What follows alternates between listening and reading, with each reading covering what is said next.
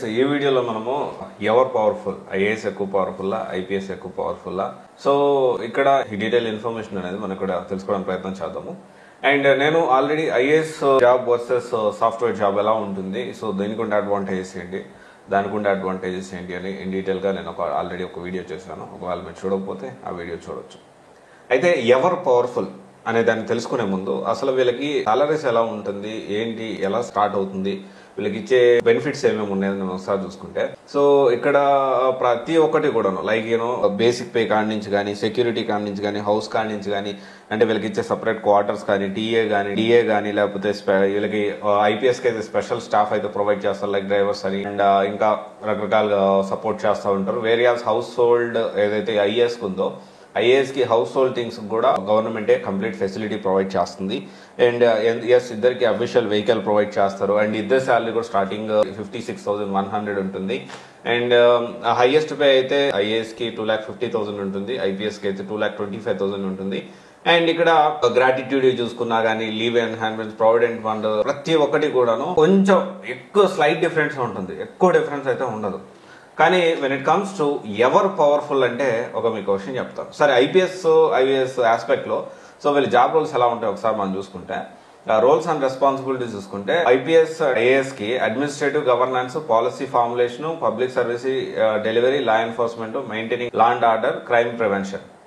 Okay, దీంట్లో main గా ఏంటి అంటే ఈ క్రైమ్ ప్రివెన్షన్ కానివ్వండి, లేకపోతే ఈ లా అండ్ ఆర్డర్ కానివ్వండి, లేకపోతే ఈ పబ్లిక్ లో ఎక్కువగా మెయిన్ డ్యూటీస్ చూసుకుంటే ఐపీఎస్ కు ఉండే మెయిన్ డ్యూటీ ఏంటి అంటే లా అండ్ ఆర్డర్ అంటే కాపాడటం, అందరినీ సేఫ్టీగా ఉంచడం.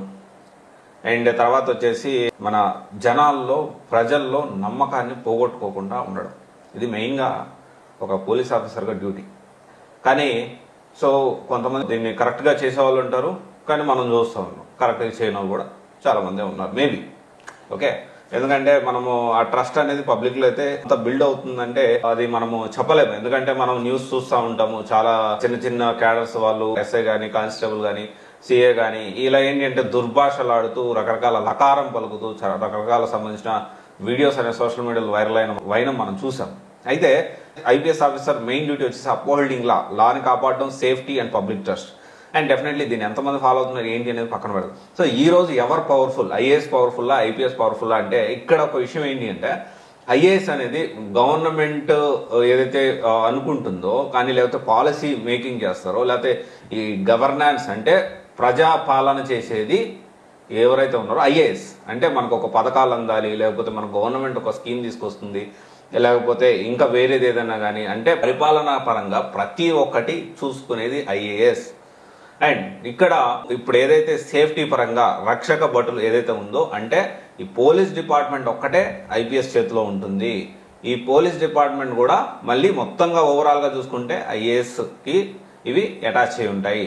ఇక్కడ ఓవరాల్ గా ఇది సపరేట్ అంటే కాదు. మనం ఇక్కడ ఐఏఎస్ అంటే we can call it as king. Okay, so IPS చూసుకుంటే సేనాధిపతి. ఓకే, సేనాధిపతి అంటే అన్నిటికీ కూడా కాపాడుతూ. సో మనకు అర్థమయ్యే భాషలో మనం అర్థం చేసుకోవాలంటే ఇక్కడ ఎవరు ఎక్కువ పవర్ఫుల్ అంటే డెఫినెట్లీ ఐఏఎస్ ఎక్కువ పవర్ఫుల్. కానీ మనకెందుకని ఐపీఎస్ ఎక్కువ పవర్ఫుల్ ఇప్పుడు విపరీతంగా మనం చూస్తూ ఉంటాము. ఒక హీరోయిక్ ఎలివేషన్ కానివ్వండి ఎక్కువగా ఐపీఎస్కి ఎందుకు వస్తాయి అంటే సేనాధిపతి కాబట్టి. సో ఇంకోటి విషయం ఏంటి అంటే డైరెక్ట్ పబ్లిక్ తో కాంటాక్ట్ ఎక్కువగా ఉంటుంది. ఐఏఎస్ కూడా ఎక్కువగా ఉంటుంది, బట్ ఏంటి అంటే కొంతవరకు కొన్ని అధికారాలు అనేవి ఐపీఎస్ కి ప్రొటెక్షన్ లో భాగంగా, సేఫ్టీలో భాగంగా కొంచెం ఎక్కువ అనేది ఉంటుంది. సో చాలా మంది ఏంటి అంటే ఐపీఎస్ వచ్చినా కానీ, ఈవెన్ ఆదిత్య శ్రీవాస్తవ మనకి 2023లో వచ్చిన అతను కూడా ఆల్రెడీ ఐపీఎస్ వచ్చింది. And at the same time Akhil బుద్ధి ఐఏఎస్ కూడా ఆల్రెడీ ఐపీఎస్ వచ్చింది. కానీ ఐపీఎస్ వచ్చిన ఐఏఎస్ కి ఎందుకు ఆప్ చేసుకుంటారంటే వాళ్ళకి ఇష్టమైనది. ఇంకొక విషయం ఏంటి అంటే కొంతమంది అడ్మినిస్ట్రేషన్, ప్రజలకు సేవ చేయాలి, డైరెక్ట్ గా మనం వాళ్ళకి సపోర్ట్ చేయాలి, డైరెక్ట్ గా ప్రతిదీ తీసుకునే నిర్ణయం కానీ డైరెక్ట్ గా పబ్లిక్ మీద ఇంపాక్ట్ పడుతుంది, పబ్లిక్ ఎంతో కొంత యూజ్ అవుతుంది. వేరియస్ ఐపీఎస్ విషయానికి వస్తే పబ్లిక్ కి కాపాడడానికి ఒక సేనాధిపతి ఎవరైతే ఉన్నారో కంపేర్ చేసుకోవచ్చు. సో అయితే చాలా మంది ఐపీఎస్ వచ్చినా ఐఏఎస్ అవుతారు. కొంతమంది ఏంటి అంటే హై ర్యాంక్ వచ్చినా కానీ సెలెక్టివ్లీ నేను ఐపీఎస్ అవ్వాలనుకుంటున్నాను చెప్పి ఐపీఎస్ సెలెక్ట్ చేసుకుంటాను. ఇంకోటి ఏంటి అంటే ఐఏఎస్ కి కొంత టైం అనేది ఉంటుంది, ఆఫీస్ టైమింగ్స్ ఆఫీస్ టైమింగ్స్ అనేది ఉంటాయి. వేరియస్ ఐపీఎస్ కి పోలీస్ డిపార్ట్మెంట్ ఎవరికి కూడా టైమింగ్స్ ఉండవు.